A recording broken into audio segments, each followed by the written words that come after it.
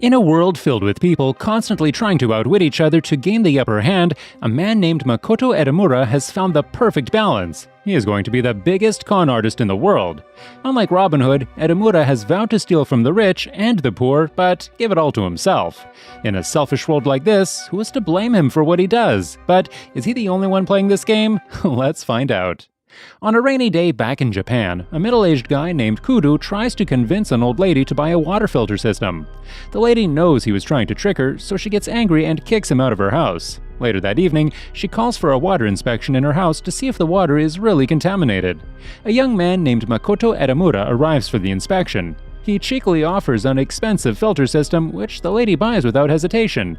After all, it was a trusted inspection. Turns out, Edamura works with Kudo and they both are con artists.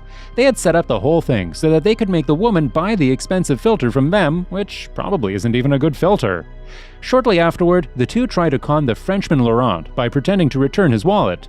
Laurent gives them some money and hugs them as a gesture of gratitude. However, when Edamura gets home, they both realize that they have been tricked instead, as the wallet was exchanged and the one that they brought home was a wallet full of papers instead. But their troubles didn't stop there. Suddenly, their residency was surrounded by police officers who wanted to arrest Edamura for fraud. The duo barely escapes from there, and Edamura runs into a taxi with Laurent, who is on the way to the airport for Los Angeles. Laurent invites him to go to LA together, and Edamura agrees. He takes the flight, as his only option was to leave Japan as soon as possible. Upon arrival, Edamura follows Laurent and says he will not leave him until he gets his money back. Knowing Laurent wants to offer his wares to his client, Edamura challenges him that he will sell it at twice the price offered. Laurent accepts the challenge, and whoever wins will have the right to make the loser his assistant. They both then head to a mall and change into a classy and smart-looking suit. Laurent then takes Edamura to Beverly Hills to meet up with a famed movie producer named Eddie Cassano. They both go to their mansion, where they are greeted by his bodyguard, Salazar, who takes them to Eddie. Eddie is a famous drug dealer, and being a film producer is just a cover to hide his illegal activities. Laurent was here to sell some drugs. Laurent then begins to talk about a special drug in a candy form named Sakura Magic with Eddie and introduces Edamura as a doctor in Japan who is the only person that can make Sakura Magic. He claims that the drug would pass the urine test as well. As a test, Eddie then asks one of the girls from the pool named Abby to taste it. As soon as the girl puts a piece of the candy in her mouth, she begins to laugh and jump like a crazy woman. The ecstasy seems to have taken over her. Eddie is so impressed by the effect that he agrees to buy the candy for $5 million. Laurent ensures that the price is worth it, as Eddie would have all the rights and he can be the only person to sell it in the market and make a huge profit. Suddenly, Edamura is also forced to try the candy. Crazed by what would possibly happen to him, Edamura wrestles the people there and makes a run for it. Laurent ensures Eddie that he will bring Edamura back and asks to take Abby with him, as Edamura seems to be interested in her. Laurent manages to track Edamura through the tracker implanted in his tie hook. Edamura becomes very angry with Laurent for wanting to turn him into a drug dealer and tries to fight him, but Abby knocks him out. Back in Japan, Edamura was once a normal salesman working in a small company that sold teapots. Kudo was the boss of his company, and they had a simple life. With what little he earned, Edamura used to take care of his sick mother, but one day he and Kudo got arrested for committing fraud via the company, something that Edamura had no idea about. Edamura was put in jail for several months, and when he was released, he found out his mother was no more, and no company would hire him with the criminal records. So, when Kudo got out of prison, they both decided to become the same thing that destroyed their lives: con artists. Wow, now that's a tragic backstory. Surprised he didn't become Batman instead. Back in the present, Edamura is hanging upside down from the Hollywood sign. Abby then cuts the rope to release him after he calms down a bit. They go for dinner, where Laurent finally reveals that Sakura Magic was just an ordinary candy, and Abby was only acting to convince Eddie. He also reveals that the reason Edamura was brought there was because Eddie asked him to bring the maker of Sakura Magic. Edamura was the best con man in Japan, recommended by Laurent's assistant, Mrs. Kim, who is none other than the old woman who bought the water filter from. Laurent also explains that he is a gentleman thief who only targets rich and corrupt people who have a negative influence on society. He uses his scams to expose their misdeed while helping those who are victimized by their targets. Laurent then states their earlier agreement and asks Edamura to be his assistant, as he had lost the bet. That night, Edamura tries to escape. Abby tries to stop him, but he still decides to leave. The next day, Laurent and Abby have no choice but to discuss another plan as Edamura has not returned. Edamura, on the other hand, has decided to leave for Japan, so he went to the airport the next day. While he's at the airport gate, Salazar punches him and throws him in the car and brings him back to Eddie's place. Eddie asks him the reason behind leaving, and Edamura quickly makes up the best excuse. He starts to explain how he worked so hard for the drug to ease the pain of his patients and how the credit was taken away. Eddie is moved by the conversation. Edamura then comes to know that Eddie actually produces all the masterpiece movies that he had adored for years. The two men connect really well, so much so that Edamura asks to double the price of Sakura Magic, as he tells it is just like his own child, and it is really hard for him to let it go. He uses some emotional manipulation, which seems to work, and also offers the recipe of Sakura Magic itself. Meanwhile, Lauren and Abby both go to Eddie's place and try to explain the disappearance of Edamura. But Eddie says that Edamura is already here and is enjoying the pool. The two quickly go to meet him, and Edamura boldly explains how he already doubled the value of their contract to $10 million. So, Edamura has won the bet. However, Eddie is still doubtful, so he orders some of his subordinates to prove his credibility as a chemist developing the special drug. Edamura immediately panics, as it was unexpected, but Laurent had it covered, as Mrs. Kim and Kudos were sent to disguise themselves as Edamura's co-workers at the Japanese Chemical Institute. Eddie now completely trusts Edamura and is ready to make a deal. A man is spying on them from an apartment building nearby. That man is an inspector named Anderson who has been investigating Eddie for years. Knowing that they are being spied on, Eddie and Laurent go elsewhere to make the deal. The inspector and team rush to follow him, but Eddie somehow manages to escape yet again. To add another twist to the tale, the inspector happens to be a bribed cop who received money from Eddie every month.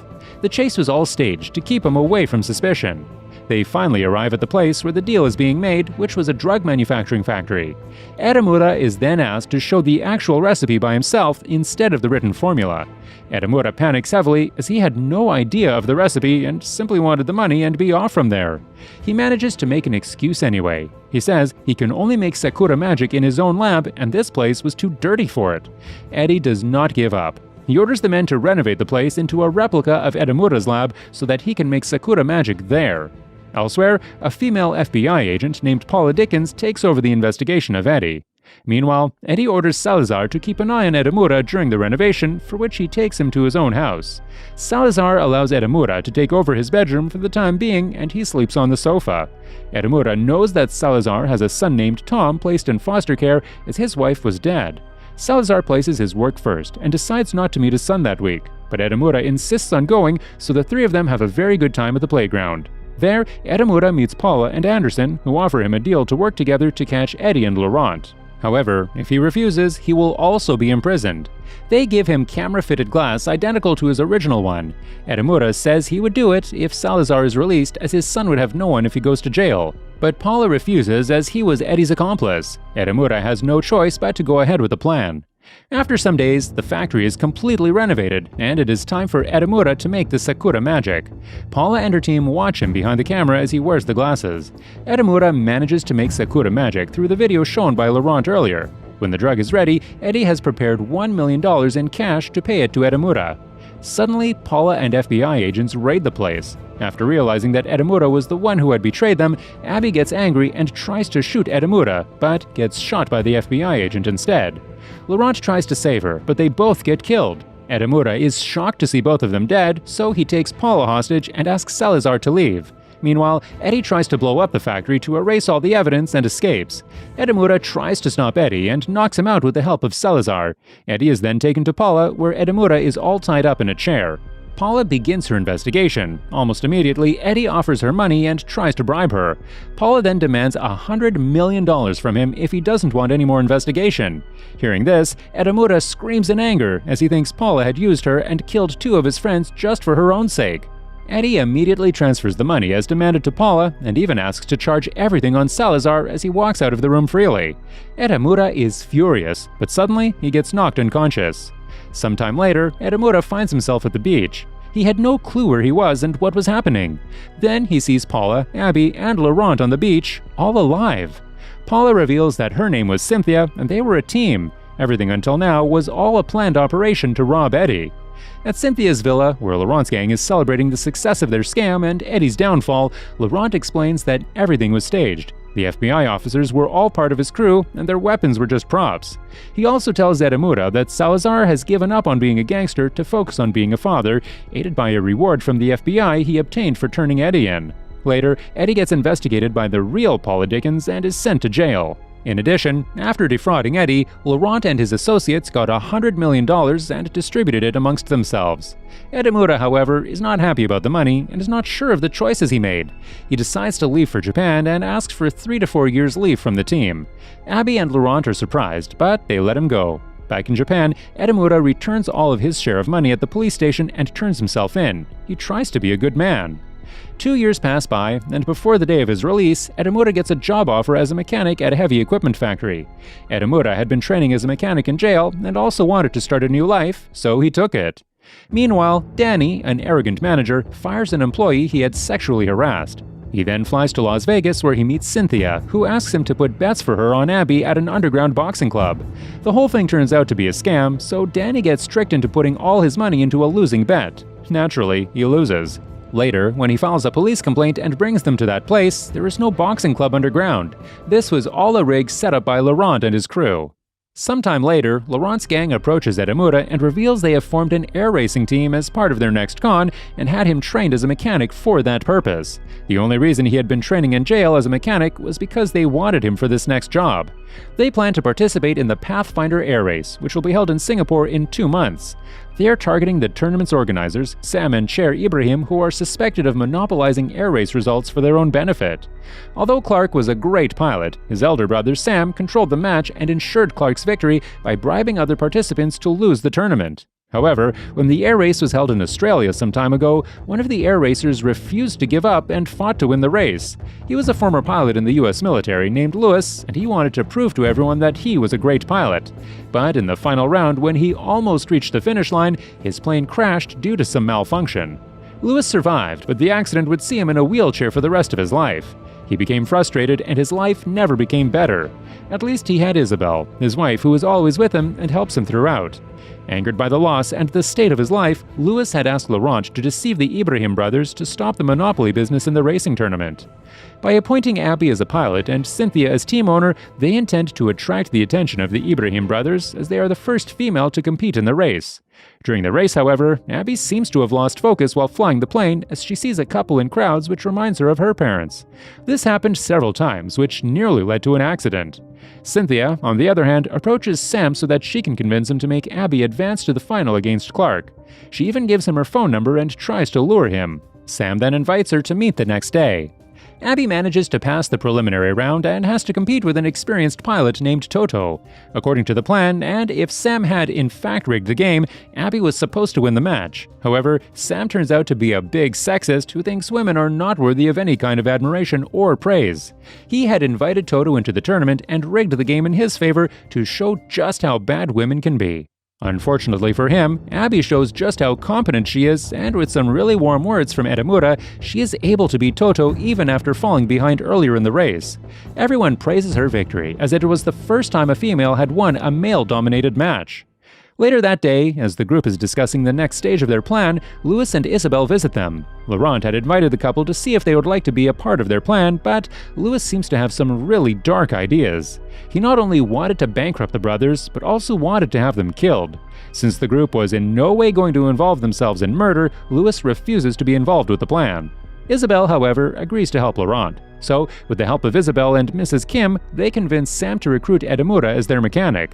Sam finds out about the underground casino that makes Pathfinder aerial racing a gambling event. He dresses up as an ordinary man and goes to the underground casino with Edamura, the same underground casino that was built and run by Laurent for luring Sam. Since Sam had control over every game, he wins several bets in the casino against Laurent and his associates. Sam keeps betting large, unfathomable sums to win tons of money from the casino and seems to be loving it. However, Laurent soon bans him from the casino for playing under a false identity. Sam gets frustrated, but Edamura tells him that he could bet in his place. Sam happily gives Edamura $2.5 million to bet on Visconti. Meanwhile, Abby finds out Lewis was from the US Military Air Force, so she insists on Laurent for more information.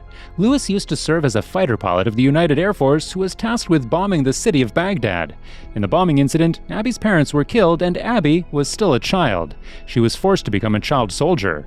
Abby, who up until now was on Laurent's side, decides to take revenge on Lewis for the suffering she and her town had to endure after everything was destroyed.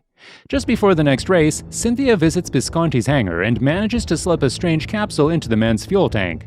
The pill dissolves and gives off a strong chemical during the race, which causes the plane to malfunction midway through.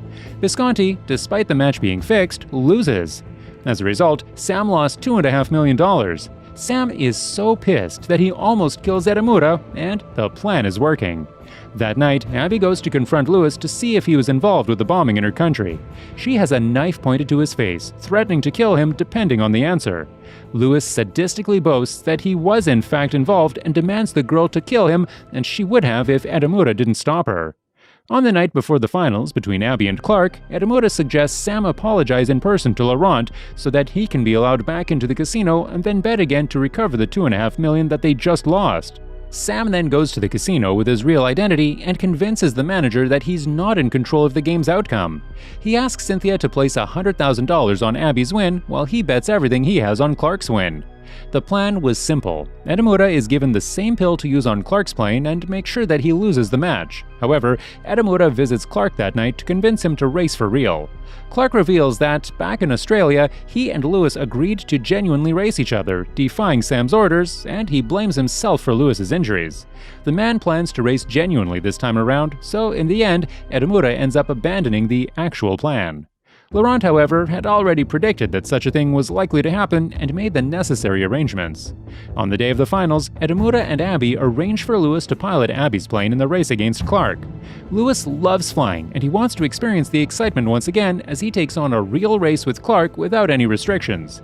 He wanted to do his best freely, regardless of the outcome.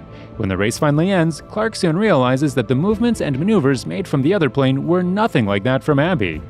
The more they race, the more he cannot shake the feeling that it was Lewis instead. Regardless, Clark decides to go ahead with the race, and using his skills, he manages to scrape in a win against his old rival. Abby won the race instead. Clark wins the game, but Lewis is satisfied as he got to race with Clark. Sam, however, is in the private room of the casino, and using some decent editing skills, it is shown that Abby had won the race. He had lost all his money and was thrown out of the casino. However, it doesn't take him long to realize that Abby actually lost the race and that he had been swindled of all his money. The man races back to the casino with the cops, only to find the whole place empty. Meanwhile, Laurent and his associates, having gathered all the cash, flee on the boat with all the money and belongings. Abby and Edamura are the only ones still in the casino when Sam barges in demanding his money, but the two throw themselves off the plane and parachute land into the vast sea. If you enjoyed the video, don't forget to leave a comment and a like to help the channel out. Thanks for watching.